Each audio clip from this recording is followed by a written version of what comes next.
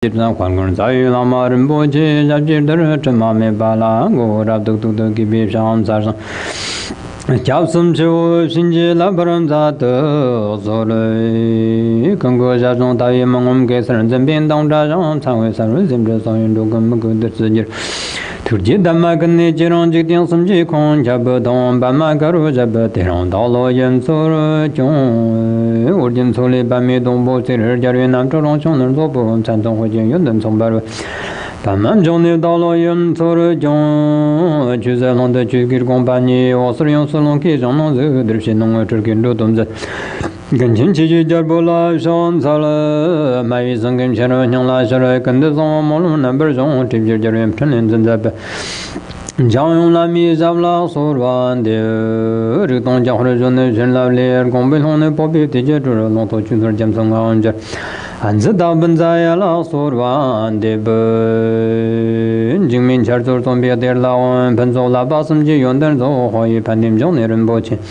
Dim Jiang Huar Den La Ma Ra Sur Wan De Be On Ni Chen Ru Ur Tin Ge Shen Kam Sen Jiang Huar Du Ji Shen La Yi La Men Jing Mi Pen Zo Sha La Sur Wan De Gong Ji Tok Ban Po Re Shin Ji Lu你今日我听你真高兴，讲话都接上来了，门经没分手少了，说完就公鸡都办跑了新纪录。你今日我听你真高兴，讲话都接上来了，门经没分手少了，说完就公鸡都办跑了新纪录。不，用灯上去跟当年那样，挂灯上去跟你老宾馆呢，在于那米少了，说完。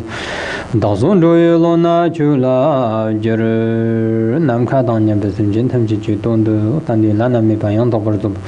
上几季光碰了不去都不是下，地区的他们去光说3年多年是弄了9年，300上进超的都去把他们这里姑娘3次。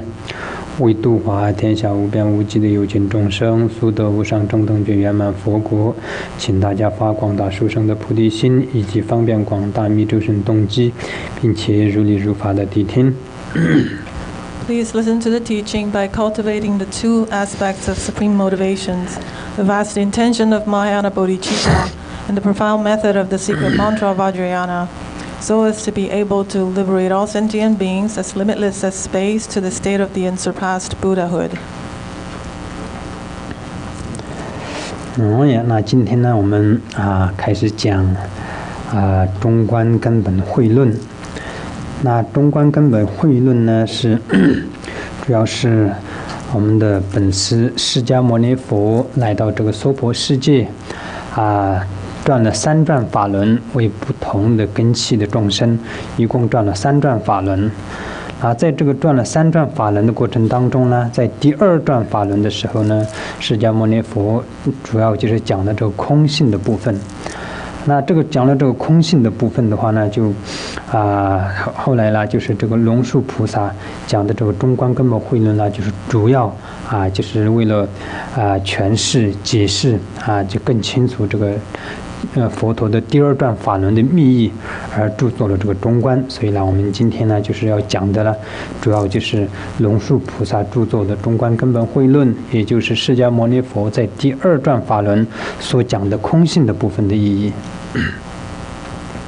So today we will begin with the teaching or explanation on the root verses of the middle way, or the fundamental wisdom of the middle way. This teaching was given by Buddha Shakyamuni himself, whom has turned the wheel of Dharma for 3 times. And at the second turning of the wheel of Dharma, he has given the teaching on emptiness. And Nagarjuna's root verses that we're going to go deep on is the verses or the treatise that he has written to expound on emptiness. So this was given at the second turning of the wheel of Dharma. 当然，龙树菩萨的著作不只是中观根本慧论，有很多的著作了非常多的论点。那很多论点里面包括了就是显宗的论点，也有密宗的论点。那显宗的论点里面呢，主要就是中观根本慧论为主的主要就是诠释第2转法轮的密意。然后呢也著了这个法界赞法界赞呢主要是诠释第3传就是法轮的密意，也就是光明这个如来藏的部分。今天我们要讲的呢就是第2传法轮之中主要是诠释这个空性部分的就是中观根本慧论。So Nagarjuna didn't just compose these root verses. He has composed many works focusing on the sutra or the tantra. And this fundamental wisdom of the middle way is considered the second, explaining Buddha's teaching on the second turning of the wheel. And he also has other compositions. For example, Praise to Dharmadhatu is considered the secret teaching that was given by Buddha Shakyamuni at the 3rd turning of the wheel. Or it is also translated into In Praise of Dharmadhatu. So that was also composed by Nagarjuna.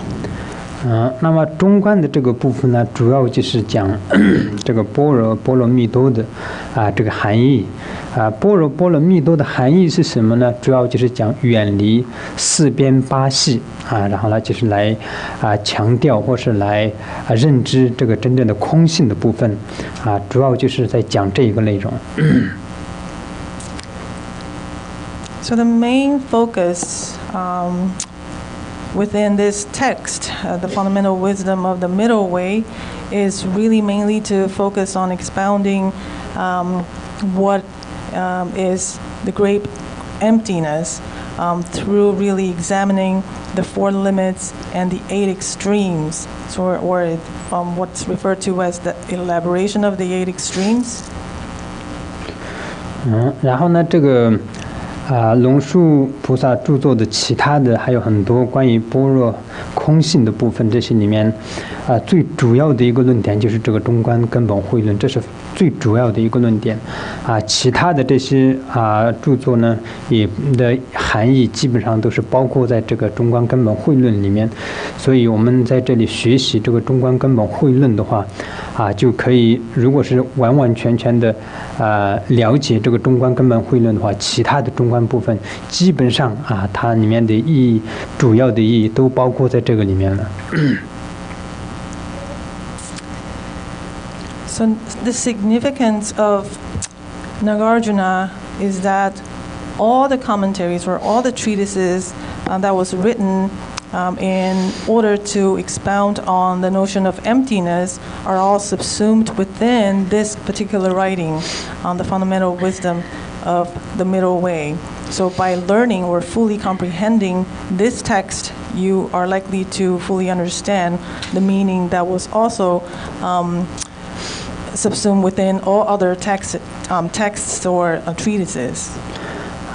本来这个中观的这个部分是非常广的在印度的诸大论师们也有非常非常多的中观的部分的著作，然后呢在西藏的这些高僧大德里面也有很多很多的中观的这些讲中观的部分，所以可以说是非常非常多的这个论点有很多的注释，也有很多的论点，这样论著这有很多的。那这些所有的这些是从发自哪里呢？就是从中观根本慧论所以呢，如果是我们就学习了中观根本慧论，如果懂的话其他的含义基本上都是可以包括了。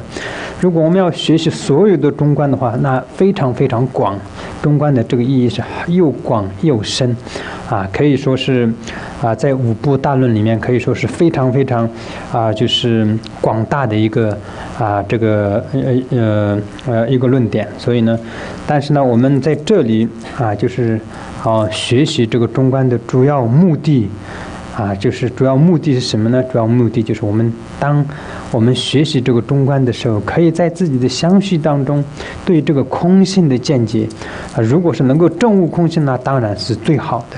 就算是不能够证悟空性，对这个空性呢可以有些深刻的认知，或者是一个就是比较正面上的一些信心或怀疑啊，这样都是可以帮助我们啊断除轮回的啊往投生轮回的这个根呢啊，所以呢，我们在这里学习的时候，我们的目的就是啊这个。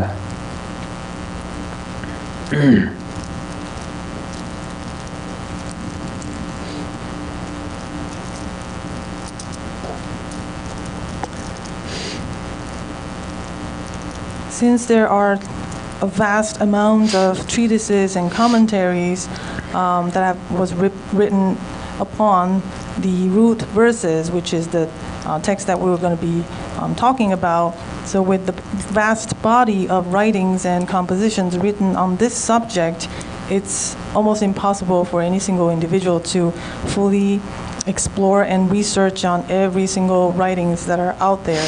So, but it is important to know the main point of learning, or the significance of learning about this teaching, is that all the important meanings are all subsumed within this text. So knowing that there are the 5 major treatises, or the learning within the Nyingma system, and the Madhyamaka alone is considered a huge topic for anyone to explore without going into all these vast ocean of writings. But for now, just to know the purpose of learning about this text is that it, in a good chance, if you're able to realize emptiness through this learning, then that's the best scenario. Otherwise, it'll be good enough if you are able to have some level of intellectual understanding, so that your confusion about the phenomena, or your confusion about the nature of emptiness, can be dispelled, and obscurations can be removed. 那我们所说的啊空性或是中观，怎么样可以断除轮回？怎么样让我们可以解脱？啊，我们很多人可能有这样的疑问。因为我们首先要知道我们为什么会轮回，为什么会轮回的原因，我们知道了这个为什么，我们就会知道中观对我们解脱有什么样的帮助。我们轮回的原因就是我们的执着，执着里面分粗的执着，然后有中等的执着，细微的执着。啊，如果说我们不把这些执着遣除掉的话，我们永远没有办法脱离轮回，永远没有办法解脱的。所以呢，为了遣除这些执着啊，所以呢，我们就必须得要一步一步的要来学习这些经论，然后呢，遣除我们相续当中这些执着，因为我们相续当中的这些执着，就是让我们解脱的最大障碍啊，我们。在外面没有其他的障碍，其实所有的让我们没有办法成佛、没有办法解脱的障碍，都在我们的心里面，都在我们自己的内心。所以，我们不遣除这些外面的任何事情，都是没有没有办法完全让我们解脱的。所以呢，我们就是要遣除内心的这些障碍，啊，让我们解脱的这些障碍。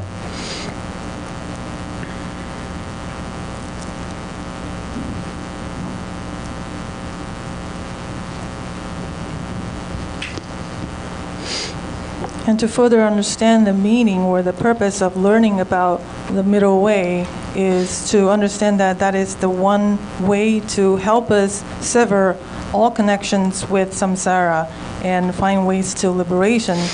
And the reason why we're continuing to wander in samsara is because we have all these attachments, whether it's gross existing on the gross level or middling level or on the subtlest level. Without removing all of these attachments, we are bound to continue our wandering in samsara. And therefore, we have to know that having all these, gross or subtle level of attachment is our biggest obstacles to liberation. And to know that these obstacles do not exist outside of us, it's actually within us. So the best way to work towards liberation is to look inward and start working towards removing these obstacles in another word, attachment that are existing within us, inside of our mind. 那这些我们的违缘也好，我们所说的障碍我们成佛的也好，这些大致上我们可以分成3个部分。我们刚刚讲了，就是粗的，然后中等的，然后呢细微的。那粗的部分呢，我们基本上就是我们在修出离心的时候，可以基本上把粗的这些障碍呢，就是遣除掉。怎么说呢？因为我们没有出离心的时候，我们执着的是这个世界，我们执着我们的人生，我们执着我们的名誉，我们执着我们的地位，我们执着我们的钱财。当你升起了出离心的时候，你对这些执着就没有了。所以呢，你就是粗的执着、粗的障碍，就可以修出离心的时候，大部分就是遣除掉了粗的障碍。And when we speak about obstacles or obscurations, like I said earlier, it all originate from attachment. And we also mentioned about the 3 different levels of attachment, and they are the gross level of attachment, the middling, and the subtlest form of attachment. And starting with the gross level of attachment, what do they look like?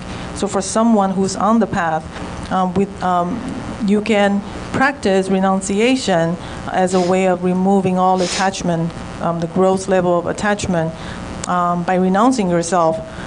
So the opposite of that, which means that, without getting on the path with the practice and practicing renunciation, one would be so easily attached to the social status, their work, their job, their fame, their material belongings, and everything that's substantial.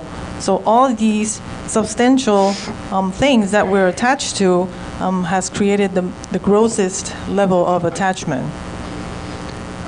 那个时候呢，你对这些世界名誉地位并没有了解到他们是空性，但是你觉得这些没有什么意义所以呢，那个时候你就对这些的这个执着就遣除掉了。所以呢，这个时候呢，粗的障碍已经遣除掉了。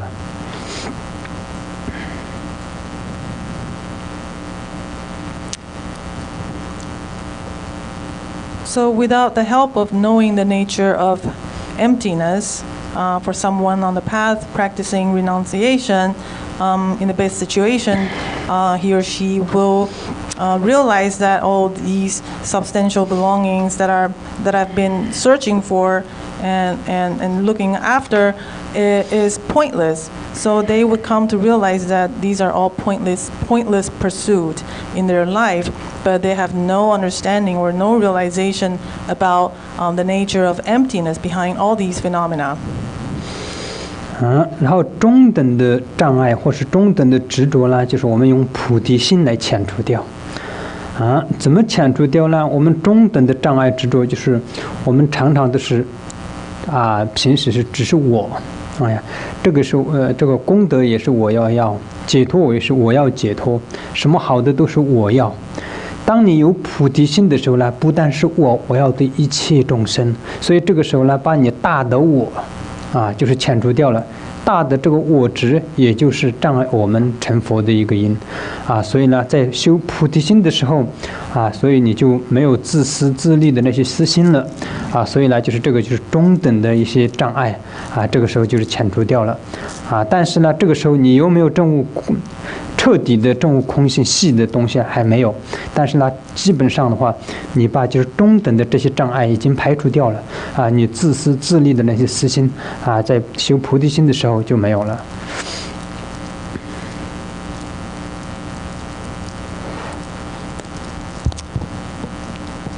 So if we look at obscurations on the middling levels, how do we work towards removing these level of attachment? So the antidote to this obscuration would be for one to practice bodhicitta. So practicing bodhicitta or cultivation of bodhicitta would be the one way to remove obscurations or obstacles on this level. And how this manifests is when we're on the path, we're so easily just preoccupied with the notion of I want to liberate myself, or I want to accumulate merits. So everything that you do, every virtuous activities that you do is based on the notion of I. So I want to accomplish this, I want to accomplish that. So then practicing bodhicitta will actually help you to focus on the others. So develop this altruism instead of self-interest. So then one will work towards removing their self-attachment. 然后呢，我们修这个空性的部分呢，就是把我们所说的细微的障碍、细微的执着全部遣除掉。细微的障碍、细微的执着是什么呢？我们执着一切法都是有、实有的，一切法都是真实存在的，有我有法啊，这些存在的这种执着全部遣除掉了。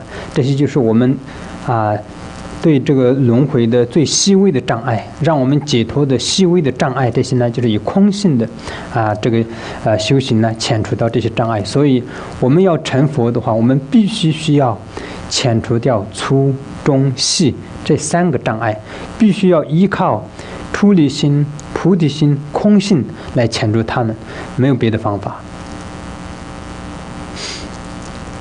So the deepest level of our obscurations would be able to be removed with the practice of emptiness, and the subtlest level of attachment often manifest in ways that we still hold realities to be truly existing. We still believe that there's an I that are existing until you realize emptiness. So without that realization of emptiness, we still have this subtle attachment to samsara. So that has created an obstacles or obscuration to our working towards liberation. Therefore, if you look at all three levels of obscurations or obstacles, we really have to utilize these practices that are considered an antidote towards each level of attachment. So on the grossest level, we would practice renunciation, and on the middling level, we would practice bodhicitta, and the subtlest level, we will practice emptiness in order to work towards liberation. 所以呢，我们在学习佛法的时候，我们必须要知道这个佛法的这个路是怎么走，为什么学习佛法让我们可以解脱，怎么样遣除我们解脱的障碍，它这些它是有一个次第性的来的。所以这些次第我们不清楚的时候呢，那我们的学习不一样的这个论点的时候，我们以为在学习一个不一样的法。或者是我们在修不一样的法的时候，我们觉得说我们这个又是另外一个解脱，我们会完全没有办法再把这些归纳出来。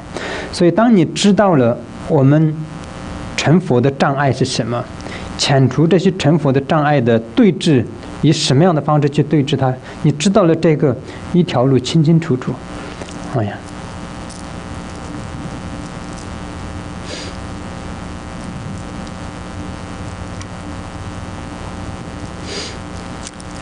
So when we're still treading on the path towards liberation, of course, we have to know how to remove all the obstacles that are on the path. And you also have to clearly realize that there is a goal for you to attain on this path. And in order for you to reach this goal, you will be foreseeing some kind of obstacles, and how are we going to deal with these obstacles? What are the antidote to help you remove these obstacles? So having all these clear roadmap and the notion of a clear goal, and kind of knowing, expecting what will happen down the road, so then that will help you make sense of why you are learning all these teachings. So the point of learning about these teachings is exactly how it will help you to reach these goals. So making sense out of why you're sitting here and listening to these teachings, right? So then, again, knowing that you're on the path towards liberation. Why are you on the path towards liberation? And how will you encounter obstacles on the path? And how do you apply yourself to remove all these obstacles? So then all will become clear. 所以我们作为一个佛教徒来学习这个中论的时候呢，我们不能以像一个学术界的就学习方式来学习中论，我们应该有就是实修，一个在想要证悟空性的一个心态或者态度，这样的一个动机来学习的话，那我们就真正的在自己相续当中会升起这个空性的见解。如果是我们把这个中论的这个论点当做一个学术去研究的话，在我们相续当中可能不会有什么帮助。所以呢，我们就是要以修行的这个方式，或者是要以这个实修的方式来学习这个中论，一边学文思，一边在自己的相续当中看有没有产生一些对空性的这个信心，有没有产生一些对空性的见解，这个是非常重要的。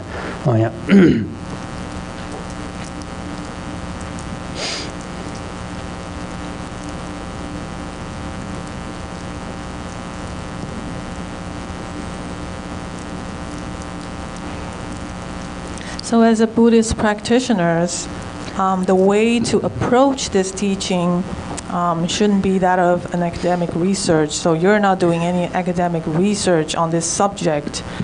You should really approach this teaching in ways that you are putting it into actual practice. And that's the only way to help you develop the understanding or realization of emptiness in your mind streams, which will then later on help you work towards liberation much easier.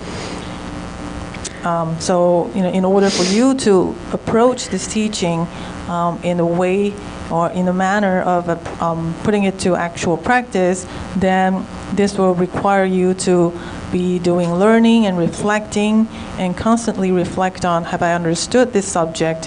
Have I realized this subject? Have I developed a view of emptiness? 所以呢，我们要证悟空性的话，我们不只是一个因素可以让我们证悟的，我们需要具备很多的因缘，很多的条件，让我们证悟空性。第一个，我们要有信心；第二个，要闻思；第三个，祈祷传承上师。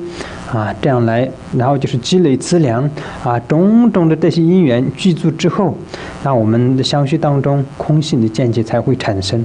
有些学术界的，他们学习中观这些的话，他们只是自己看书，以为就是可以，这个只是在理论上可能可以，但是呢，你要证悟空性是不可能的。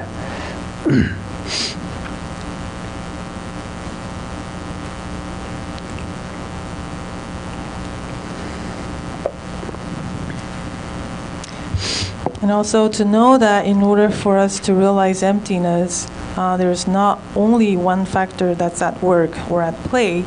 You need many contributing circumstances to help make that happen. So first of all, you have to have faith towards the teaching. And then the second is to constantly learn and reflect on what you have learned. And the third is to always pray to the lineage masters for blessings. And lastly, you want to continue to accumulate merit so that you are creating conducive circumstances for your goal or achieving your goal. So again, if you approach this teaching in an academic manner, you are only interested in this subject and you are approaching it as if you are doing research and try to understand the literal meaning of the teachings, then yes, it may help you to understand the subject matter, but it will not help you to work towards liberation. 所以呢，我们闻思这个中论中观根本慧论有三种目的。第一种目的就是刚刚讲的这个为了自己的修行。如果说我们无论是修大圆满的修法也好，密宗的修法也好，如果我们对空性完全没有概念的话，我们大圆满的修行也修不上去的。然后呢，对这个密宗的修行，那个风脉明点、气脉明点这些也修不上去的。所以呢，我们必须要有对空性的一些概念了解认知啊，在这样的前提下呢，我们才可以把自己的修行就是往上进展。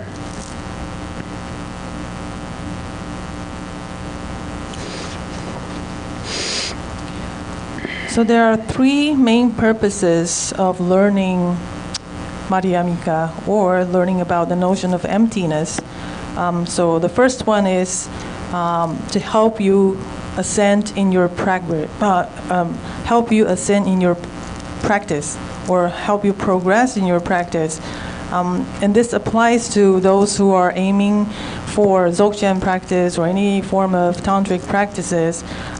You have to have the foundation, a very solid foundation of the realization of emptiness, because without it, you won't be able to make any progress in the Dzogchen practices or the tantric practices such as the wind channel and essential fluid practice.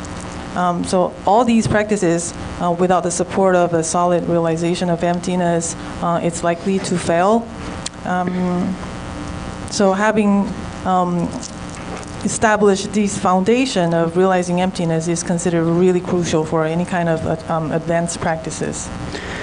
所以现在很多人在佛教界里面的，就是讲空性的时候，他们对空性的真正的认知是不足够的。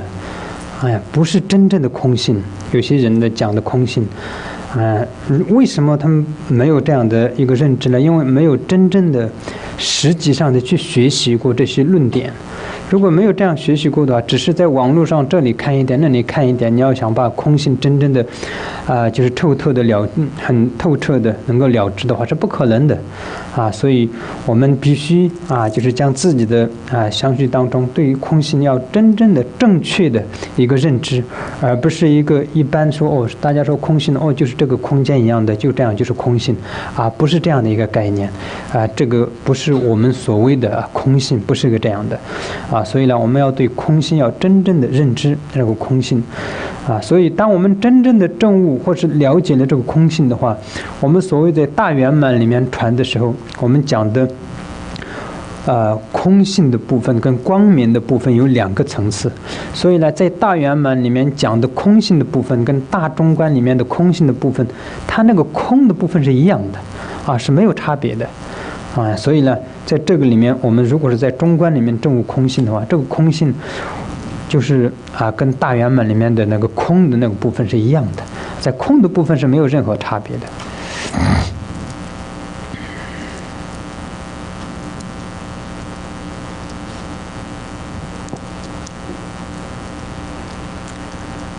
There seems to be a lot of people who claim that they can teach emptiness. However, if you listen carefully, you will come to realize that they don't even have enough understanding, letting alone actual practice, to realize emptiness. So, learning about emptiness on these sporadic internet teachings that you find will not help you or will not benefit you in actual way, in the sense of your practice.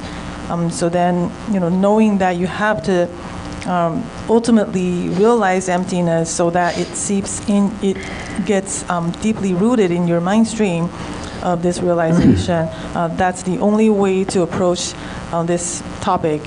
Instead of just hearing these literal teachings and just thinking that space is emptiness, and then you think you realized everything. That's not the case. That won't be beneficial at all.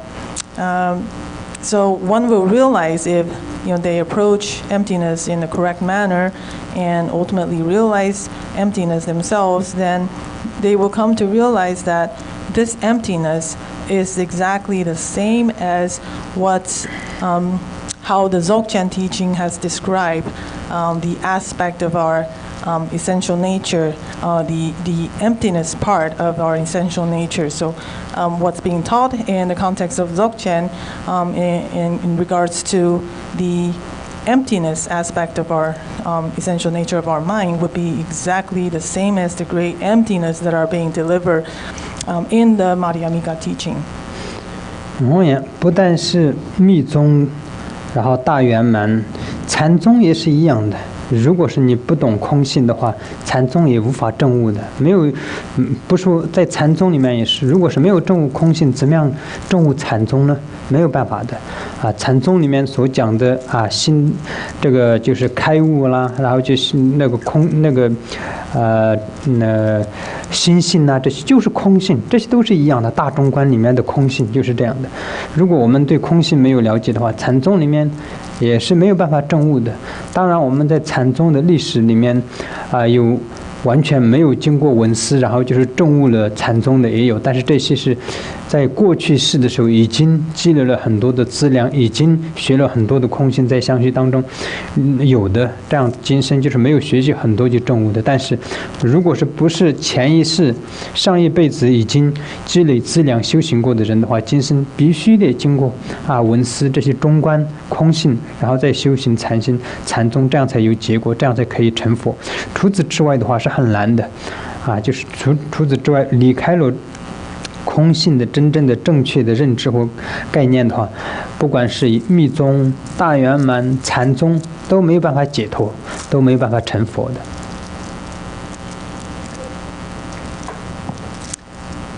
So without fully understanding or fully realized emptiness through learning Madhyamaka, not only can you not attain any success in your practice in the context of tantric practices or dzogchen, you won't even have any significant realization in the Zen tradition, where they often talked about emptiness and knowing the nature of your mind too. So without knowing what emptiness really imply, you can't really approach all these advanced practices with significant success. Yes, there is a lot of cases mentioned in the Zen tradition where individual practitioners seem to come to these radical awakenings without much learning in that particular lifetime, but that's what's on the surface. But what's actually happening was that the individual have already exposed themselves in previous lifetimes and many lifetimes ago in these level of learning, so they are able to manifest as if they're having this radical awakening in that lifetime without learning much. So those are special cases. For us, for most people like us, we really have to go through the diligence and learning and reflecting to come to full understanding of emptiness and even realizing emptiness. Otherwise, we will not be able to be successful in the tantric or Zen or dzogchen practices. 所以呢，只要就是我们要想得到解脱的，那我们就离不开空性。所以呢，我们如果是离开了空性的话，我们就没有办法说是说这个缘起性空了。如果是没有办法说缘起性空的话，那我们这个整个所有的法没有办法解释所以呢，释迦牟尼佛讲这个空性就是可以讲这个空性，就是讲了万法等于就是讲了把所有的万法已经解释清楚了。因为是空性，所以就是有缘起。因为是缘起，所以是空性，所以呢，就是缘起性空，这个就是我们所谓的大乘佛教里面讲的最重要的一个重点。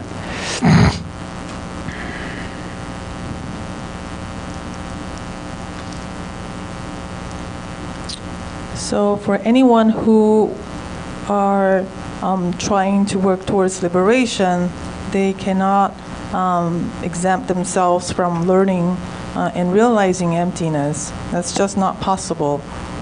If we take the emptiness out of the context, then the whole theory on the dependent origination or dependent arising and emptiness will not stand.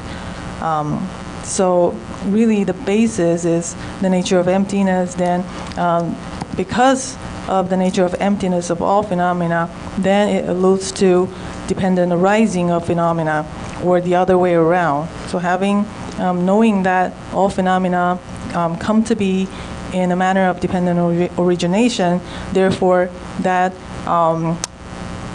that explains that there's no inherent existence in all things, so that really alludes to the nature of emptiness of all things. So these two goes hand in hand. And these two notions are also the main critical, essential core points of Mahayana Buddhism. 所以呢，我们要知道所谓的大乘佛教徒的见解和行为是什么。大乘佛教徒的见解是什么呢？就是缘起性空。就是缘起性空，就是我们大乘佛教徒的见解。行为是什么呢？行为就是我们不伤害他人，就是不伤害众生，不伤害他人就是行为。就是这个两句里面就是包括了所有大乘佛法的见解和行为。这是非常重要的。这个就是两句话，我们要记住这一个。如果是大乘佛教的见解是什么？就是缘起性空。行为是什么？就是不伤害他人。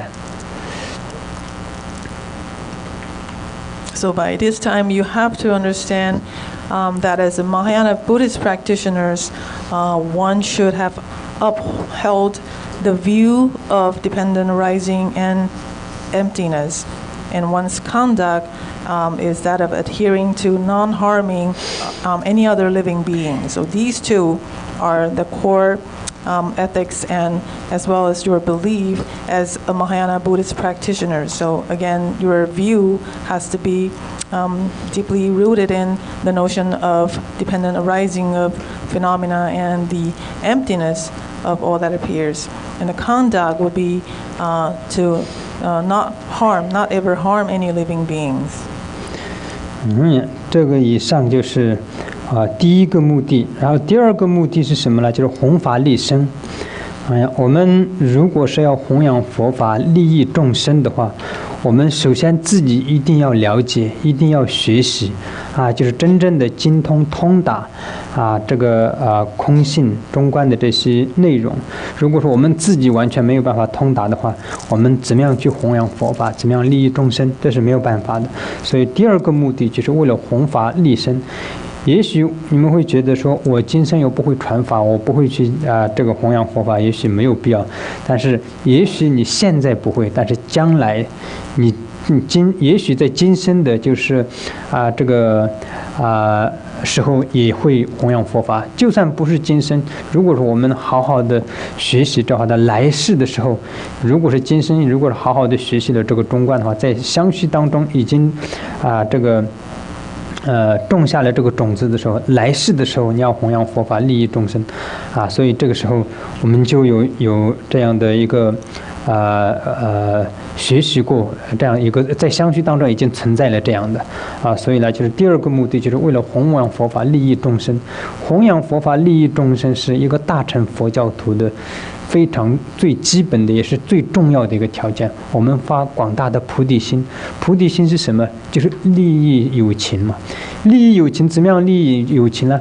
唯一的利益有情就是最好的方法，就是用弘扬佛法，给他们讲法、传法让他们进入佛门这样才可以利益最就近的利益方式就是这个所以呢，第二个目的就是为了弘扬佛法，利益众生。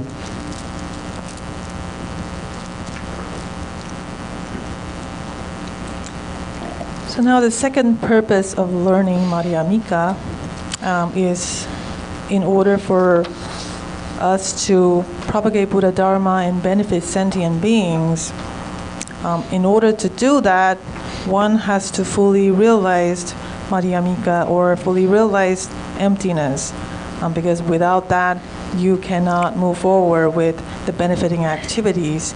And you may wonder, I don't even plan to give teachings in this life. Why would it be so important? But then you have to realize that you may not have that plan for now, but you don't know whether it's going to happen in the later time in this life or maybe in future lifetimes. And when that does mature, when the karmic seed does mature, you already have the seed planted in your mind stream. So when karma matures, you will naturally be conducting yourself in a manner of benefiting sentient beings by way of teachings. So again, as a Mahayana Buddhist practitioners, we always want to make sure that we have proper motivation. We have aspired ourselves to benefit sentient beings, and the best way to benefit sentient beings is to teach them about Buddha Dharma, so that they can also enter the path. 然后第3种目的是什么呢？就是我们栽培自己的福报，然后呢就是积累更多的资粮这个就是第3个目的。因为我们所说的传讲大乘佛法也好，我们所说的闻思大乘佛法也好，这是功德是非常非常大的。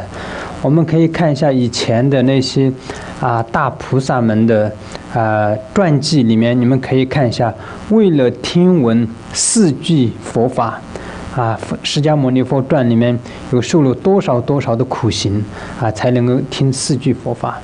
然后无著菩萨，然后就是还有在那个现在在中国的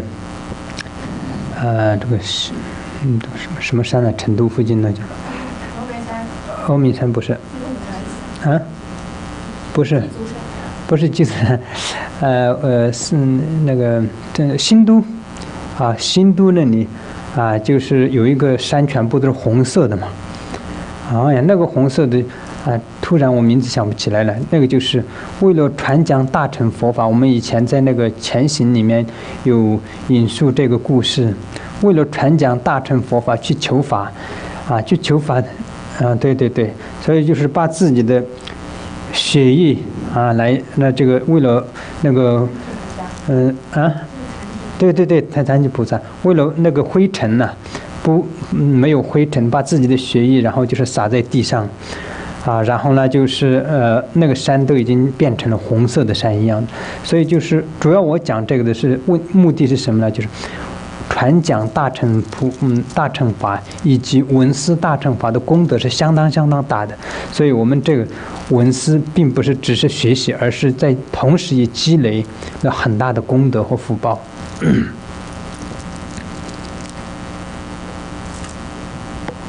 这个故事，你说他洒血是要为了就是传讲大乘法的这个场地，用灰尘很多，为了盖这些灰尘，用自己的血来洒。The third purpose of learning Madhyamaka is to help yourself accumulate even more virtues, because of the fact that by learning and reflecting alone on the Mahayana teaching, you are accumulating tremendous amount of virtues, letting alone, giving teachings on the Mahayana topics, Mahayana Buddhism topics. So knowing that all these activities are rendering immense virtue, one will then know that, by doing this, you are actually accumulating a lot of merits.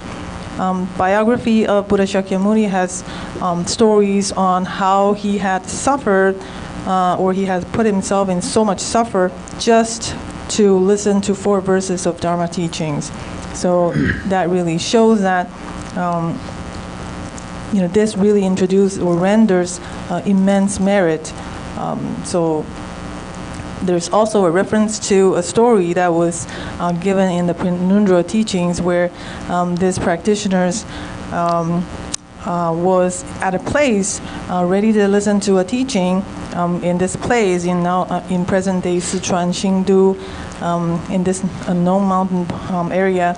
So in order for the place of the teaching, where the teaching will be given, to be dustless, he actually spilled his own blood in order to put all the dust to rest and make the place immaculate for the teaching. So that really shows that the person has accumulated a lot of merits through his conviction and devotion to the Mahayana level teachings. 在那个圣天菩萨著作的《中观400论》里面讲到，如果是一个人对空性产生一个就是合理的怀疑而不是说真正证悟空性只是对中观这个空性产生一个合理的怀疑，就是说原来这些可能都是空性以前我执着的实有的这些东西可能都是空性，就是这样一个合理的怀疑，产生一个这样合理的怀疑，都可以终止轮回所以这个功德有多大所以这个是在这个圣天菩萨在中观400论里面讲的所以我们对这个空性能够认知然后就是这个学习闻思它的功德是非常大的。So in Aryadeva's 400 stanzas on the middle way, and it has mentioned that for anyone to give rise to any reasonable doubt or self-reflection on the nature of emptiness, this doubt alone or this self-reflection alone would render immense virtue, and that will help the person to end their cyclic suffering, so they will be liberated from samsara. So again, that is an example or a testament to the virtue, the amount of virtue of learning and realizing emptiness. 所以呢，这以上的这个3个目的这个就是堪钦慈城罗珠讲这个中观的时候给我们讲的，我们要闻思中观的时候呢，需要有这样3个目的来闻思这个中观，所以这是非常重要的。我们就以这样的3个目标或是目的就来闻思。So these 3 purposes were actually mentioned by Khenchen Tsotsung Lodro Rinpoche in his commentary to the Madhyamaka. So knowing that it is exceedingly important to know why we're learning this, so I hope that you can hold these 3 purposes in your mind when you're approaching this teaching. 接下来呢，我们讲这个讲论的方法就是以前古印度或者是在藏地，我们通常讲这些印度的论著的时候呢，都会讲解这些，都讲任何的论著都一样的，会在开始讲解这个论述。也许我们这边的道友都有些道友已经知道，但是有些新的道友不知道，所以呢，我们这里还是按照传统的方式，首先讲解就是传法的方式，一共有3种。So now we will be explaining the manner in which the commentary will be taught. And some of you may already know, but we have newer people here, so I will elaborate on this again, because this is important to know how in the ancient India, when the sutras and shastras are being taught, there are 3 ways of teaching. So the manner in which these commentaries will be taught or the sutras will be taught. I will get into the 3 ways of teaching.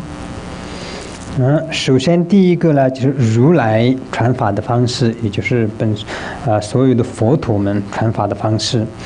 那如来传法的方式是什么样呢？就是如来是以3种神通来传法的，以3种神通传法的。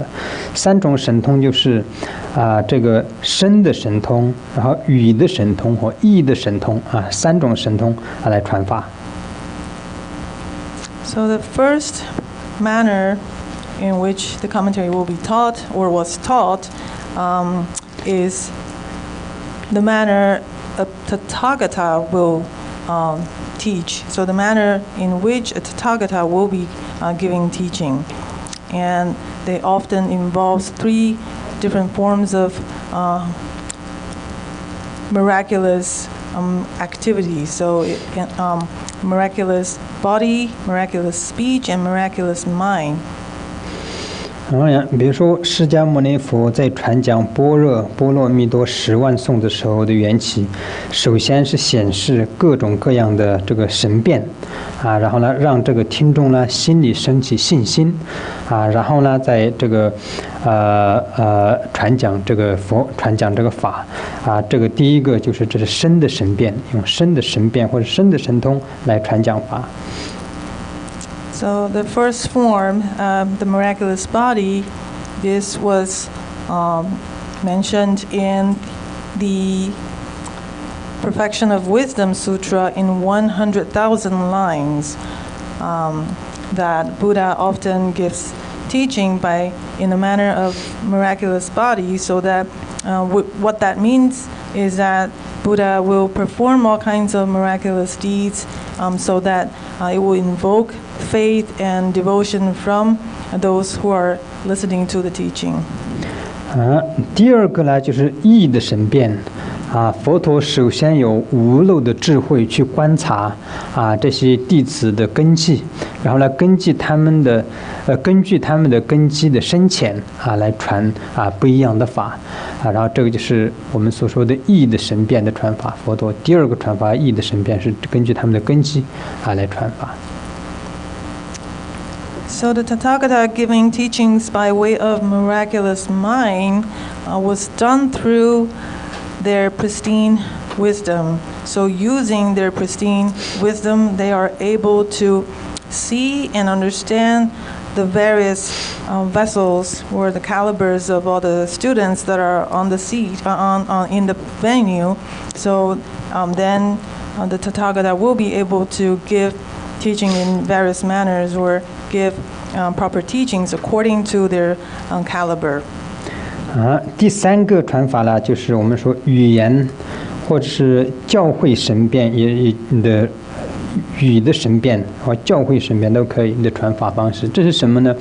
比如说释迦牟尼佛他就是传一种法，但是呢听众他就是根据自己的根基解释或是了解到那个法。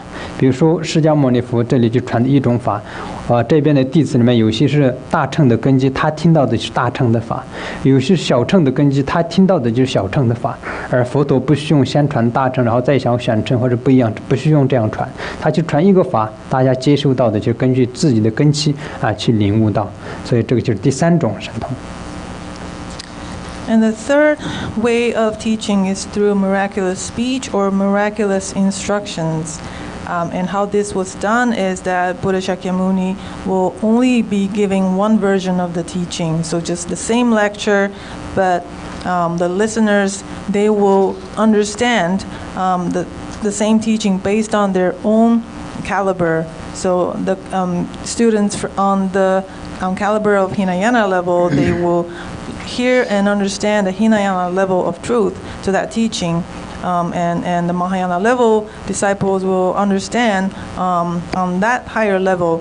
So this is different from the previous one where, Buddha Shakyamuni will be giving various forms of teaching based on their caliber. But in this case, he only gave one version of teaching, but the listeners will attain their own understanding based on their caliber.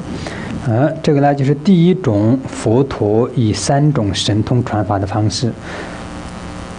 So this is the manner in which the Tathagata will be giving teachings.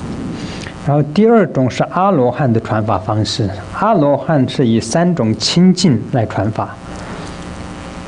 So the second way of teaching is that of an arhat. So the way an arhat will give the teaching, and this was according to the threefold purity. 三种清净是什么呢？第一个就是法器清净，法器清净就是听众的相续清净。第二个呢就是法清净，就是所传的法清净。第三个呢就是语清净，就是用三种这个清净来传法。So what this threefold purity means is that when Arhat gives teachings, they will rely on these threefold purities, which are first the pure vessels of the listeners. So the mind streams of the listeners will be pure. And then the doctrine, so pure doctrine, so what was taught by the Arhat is pure. And then the speech that through which the doctrine was taught is also pure. So that is why it is referred to as the threefold purity. 第一个相续清净或者是法器清净，就是阿罗汉用神通会观察所传的对境他相续清不清净，他的贪嗔痴习气会不会很浓厚，如果是很浓厚很浓重的话，他就不传这个法如果是他觉得他传了这个法可以利益到他可以帮助到他，这样他就传这个法。所以呢，第一个就是他用神通去观察就是弟子的相续清不清净所以呢，这叫做法器清净。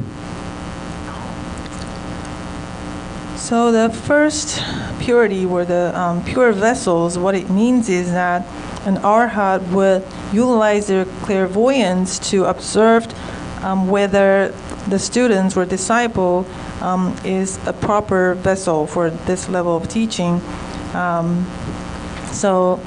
also to observe whether this students have very heavy negativities such as greed, hatred, ignorance, and all kinds of habitual tendency, and not really is a worthy vessel of this teaching. Then the arhat will not, or they will disagree to give out this profound teaching, or wait until when the time has come, when the situation is mature enough for the students to receive this level of teaching.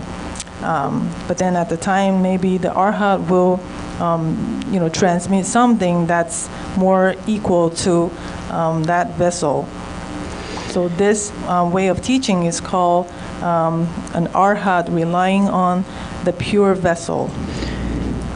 第二个呢就是法清净第二个法清净是什么呢？因为阿罗汉他具有陀罗尼总持，也就是说他是不忘陀罗尼，不忘总持。阿罗汉他就是像我们录音里面录下来的东西一样，他可以就是完完全全一字一句的不忘记可以就是讲下来所以呢，阿罗汉所传的法就是他在佛的面前所听到的这个法，就是他就可以完完整整的传给弟子所以呢，这就是第二个，就是法清净，就是完全跟佛陀传的一模一样。And the second aspect that an arhat rely on is the pure doctrine. And since the level of arhathood, they have already attained the level of the mnemonic, having this perfect mnemonic memorization. So they're also called the holder of Dharani. That means that they will never forget anything that they hear. So it's almost like audio recording. You're not going to miss any syllable. So with that level of memory, they will be able to remember all the literal composition and the meaning of what he heard, syllable by syllable, without ever forgetting. 第三个就是传法者的语清净。因为阿罗汉的语清净，所以呢，他传法的时候不会有上下矛盾或者语言不顺或者是上面讲的跟下面讲的有不一样的，然后有过失等等的，不会有这样的。他就是非常非常的就是顺利，然后呢上下没有矛盾的所以这叫做语清净。所以这以上这个三种就是阿罗汉的就是传法方式，三清净的传法方式。So because he remember everything perfectly, when he transmit the teaching, it will be as if the listener is directly learning from Buddha himself. So that's why it is called pure doctrine. And the third way of transmitting is through pure speech, which means that any arhat who has attained that level of realization, they have already mastered fluency, articulation, so there won't be any form of contradictions or like stoppage in their sentences and when they are uttering their teaching. So there's no fault at all in all kinds of way. So that's why it is called the pure speech. 然后第三种呢，就是普通班智达的传法方式。And the third manner of teaching is called the manner in which a pandita or a scholar would pass down the transmission. So the way of the panditas. 班智达的传法方式呢，古印度有两大学院，一个就是南南陀寺，一个呢是穆扎马拉西拉学院。这两个学院的这个班智达他们的传法方式还是不一样。So in ancient India, there are two ways an ordinary Pandita or any Pandita would give teachings, and these different ways of teachings were originated from the two famous monasteries or Buddhist university. One is Nalanda, the other is Vikramshila. 首先呢，拿南陀寺的这个班智达他们传法的方式呢，就是也分成传这个经典的方式跟论点的方式不一样。如果是他们在传讲这个佛的经典的时候呢，他们是依靠五圆满，以五圆满来传讲这个法。五圆满就是说境就是境界的境哈，境圆满，然后时间圆满，然后法圆满，然后眷守圆满，然后就是导师圆满是以这个五圆满开始讲。So, as the traditional way of giving lectures or teachings in Nalanda universities, when it comes to teaching the great Buddhist canon, which includes sutras and shastras, so when it's time to explain or expound sutra, then they do that according to the fivefold perfections, which means that the perfection of the perfect setting, the perfect timing, and perfect teachings, and perfect retinues or sangha, and the perfect teachers. 然后再讲这个论点跟经典的差别，就是经典就是释迦牟尼佛所讲的经典，论点就是印度的龙树菩萨等诸位的这些论师们所注解的这些经典的注释，这叫做论点。那在讲这些论点的时候呢，就依靠就是五支就是五手支也好，五支也好来传讲。So remember that sutra are documentation of Buddha's words. So it originated from Buddha Shakyamuni's speech, and shastras were commentaries made by scholars such as Nagarjunas and many more at a later time that who expounded on these sutric teachings in the form of shastras or commentaries. So when a scholar is going to teach a commentary, they are doing so within the framework of the five primary categories. 然后呢，穆达玛拉施拉学院的传讲方式呢，他们就是首先讲这个，比如说是著论的这个论师是谁的话，就首先讲他的传记他的功德等等，然后呢就是再讲这个法的殊胜性，然后再讲他的宗旨，然后再讲这个行为以及缘起等等的就有这样的方式呢来传讲这个法。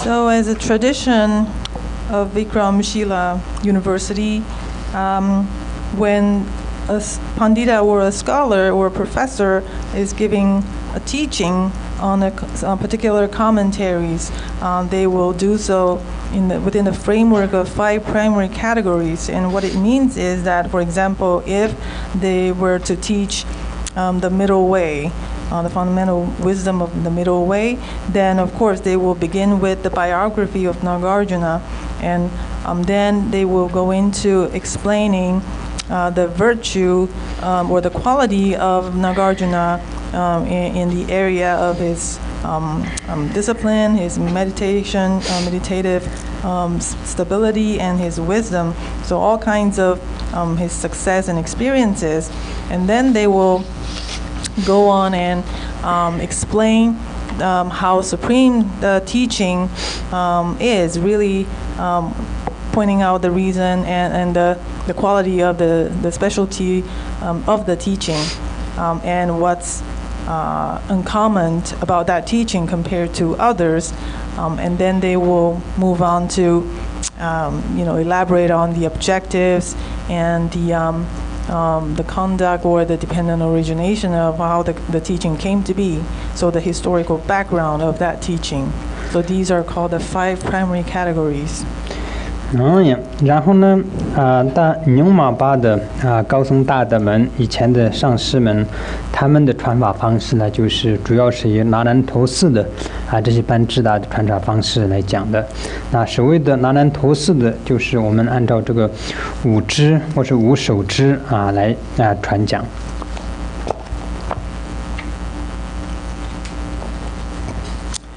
So as the tradition of Nyingmapa, we follow the tradition of the Nalanda University, so we will be giving teachings within the framework of the 5 primary categories. 那五支是什么呢？首先是介绍这个作者为谁，作者这个论点的话，就是这个论点的这个作者是谁。然后呢，就是第二个呢，就是要介绍这个论点属于是大乘的或是小乘的。然后第三个呢，就是要讲这个属于是三藏里面的哪一藏。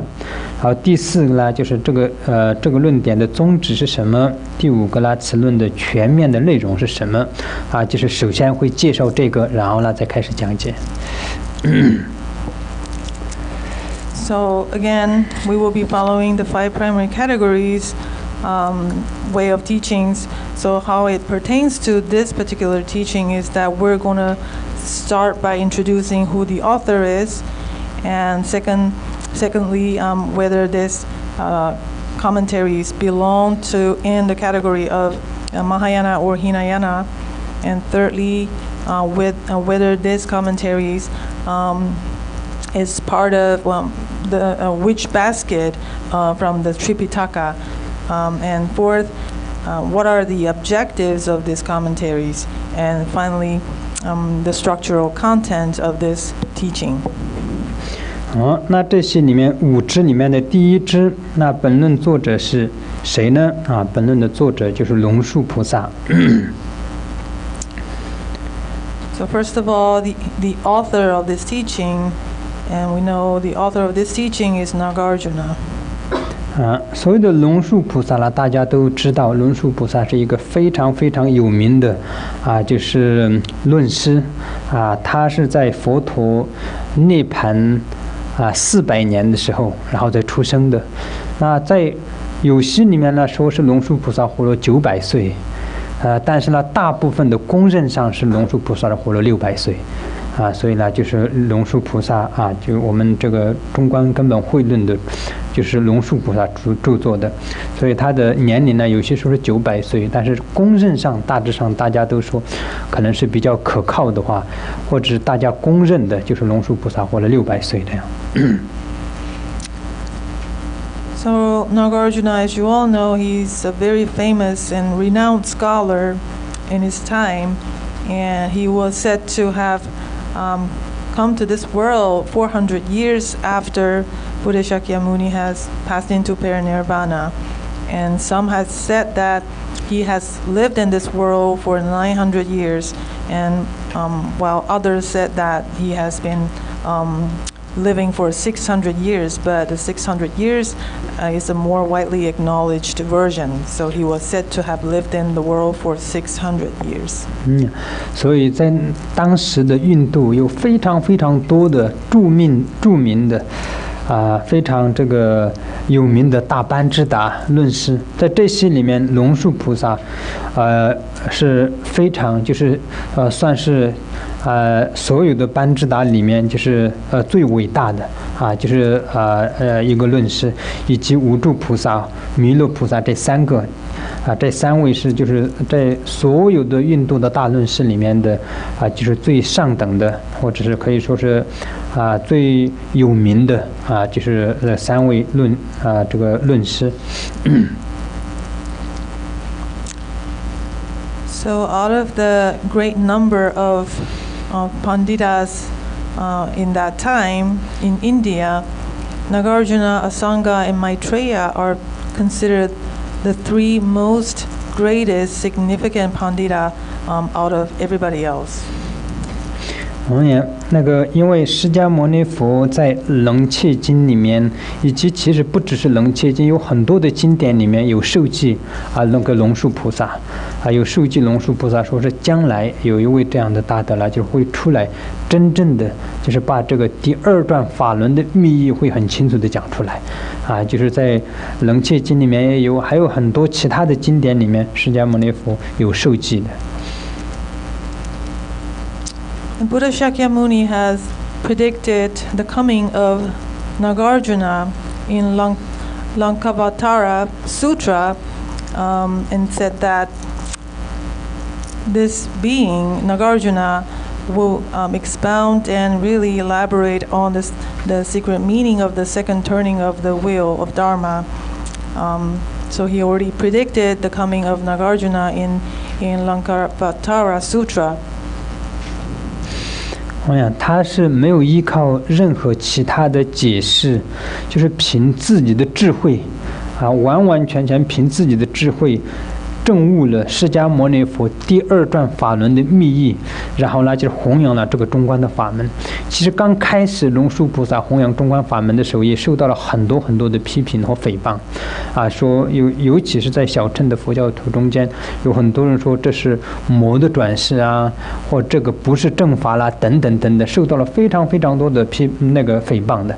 但是呢，最终就是得到了所有这个大乘佛教界里面的公认所以这个就是我们所谓的这个龙树菩萨。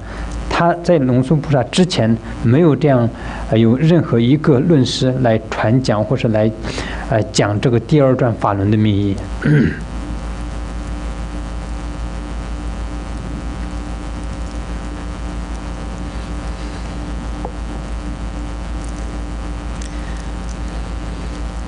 So Nagarjuna was such a being that he never relied on any other explanation.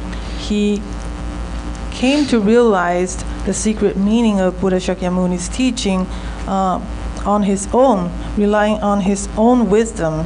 And then he fully realized the emptiness, the great emptiness that is free from the four limits and eight extremes.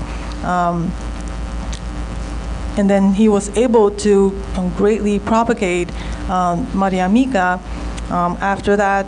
And then at his time, he was actually criticized by many Hinayana practitioners and being regarded as the incarnation of a devil or demons. And what was teaching was not authentic. So he has taken a lot of criticism and disparagement. But then later on, he was widely acknowledged in Mahayana practitioners for his accomplishment. And there's no one before him who have demonstrated such great understanding and realization of emptiness. 所以龙树菩萨将般若10万颂、般若22万5千颂、般若8千颂这些所有的精华就是最重要重点集集在一起，然后呢就是写成这个论点的，所以是不可思议的。如果没有这样一个论点出来的，我们要学习那个般若10万颂、2000颂，就是一本就是这么厚，我们根本没有办法把这里面的真正的含义，然后呢就是怎么说就是拿捏这个含义真正的密意是什么，是没有办法的。所以这是唯一就像这样龙树菩萨这样的大菩萨，依靠他们的智慧，将佛陀的这些般若空性的这些部分的精华，然后呢集集起来，然后写成论点。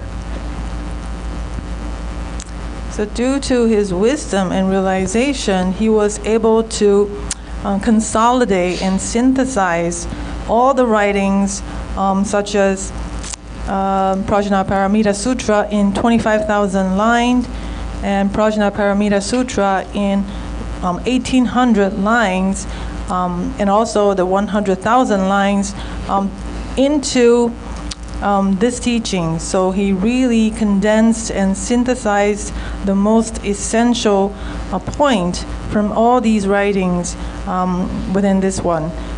So really there's no one else who could do this historically And only Nagarjuna's wisdom was able to attain this level of accomplishment.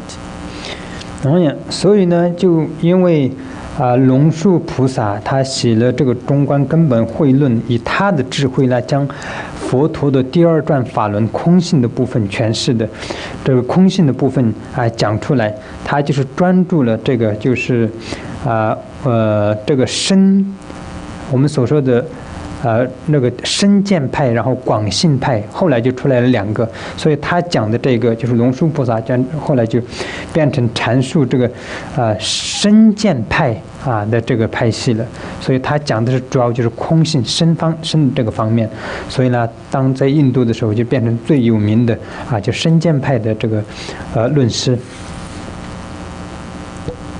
And because of the fact that Nagarjuna was able to utilize his wisdom to fully realize the secret meaning of the second turning of the wheel of Dharma and begin to elaborate all these teachings of emptiness, he was later acknowledged as the leader or the significant founder of the school of the the profound view. So there are 2 different sects in the Mahayana, in Madhyamaka, when it comes to categorizing the teaching. So one is the profound view, and the other is called the vast conduct, and he's considered the leader of the school of the profound view. 然后我们刚刚讲的3个有名的大论师，还有无住菩萨和弥勒菩萨。然后弥勒菩萨呢，就是将佛陀的第二转法轮营的注解，他有诠释，就是用我们所说的就是广行派，他就是由广行派他建立的这个广行派，主要是讲什么呢？主要就是讲这个我们这个见道修道无学道这些菩萨的每一道的这些功德啦等等等等这些讲了这些，所以有自己的智慧，有自力写了这个现观庄严论，这也是非常非常有名的。所以无住那个弥勒菩萨把这些现观庄严的这些写了以后，传给无住菩萨，然后呢无住菩萨呢再将这些论点来传于世间。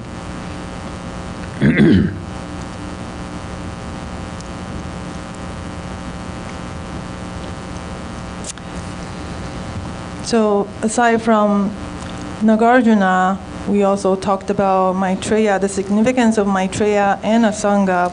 Maitreya was then known for being the leader or the founder of the school of the vast conduct, where he clearly elaborated and explained on different paths. The path of seeing, the path of learning, accumulations, and all the way up to the path of no more learning. So that was due to the wisdom of Maitreya. And he also has composed Apisamaya Lamkara, which is also known as Ornament of Realization, which was then being propagated by Asanga, his disciple Asanga. 这以上呢就是介绍了5支里面的第1支作者为谁，然后第2支是什么呢？就是此论属于是大乘或是小乘，那这个就是此论是属于大乘的，这就是第2个支。然后第3支这是属于3藏里面的哪一藏呢？属于是论藏所以这就是第3支。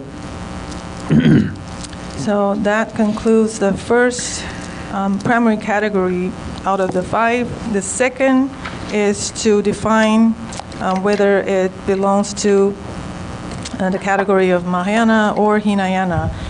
So this is categorized in the Mahayana level of teaching. That's considered Prajna Paramita Sutra. So the third primary category would be to define which basket out of the Tripitaka, which are Vinaya Sutra and Abhidharma. And this teaching is categorized in the basket of Abhidharma. 然后呢，第4支就是著论的宗旨是什么？著论的宗旨的话，目的是为了将佛的这个般若经中所讲的这个密意解释出来，是学者通达此论空性的密意这就是他的宗旨。简单的讲就是这样。So simply put, the fourth primary category is to explain the objective of this teaching or this writing. So the objective is to help all scholars who are learning this teaching to fully understand, or easy for them to comprehend this subject. 然后呢，第五支是什么呢？全文的内容是什么呢？内容就是我们所讲的主要内容，就是圣义谛就这样，就是圣义谛就可以了。那简单的讲的话，这样。And lastly, the structural content ultimately is to know the ultimate truth. So simply put, the structural content is to elaborate on the ultimate truth. 那今天呢，我们因为时间的关系就讲到这里。然后这个第4跟第5这个还有一些要讲的呢，下一堂课的时候再讲。今天我们就时间到了，我们就讲到这里了。So we will conclude our teachings today. We will leave the rest until next time.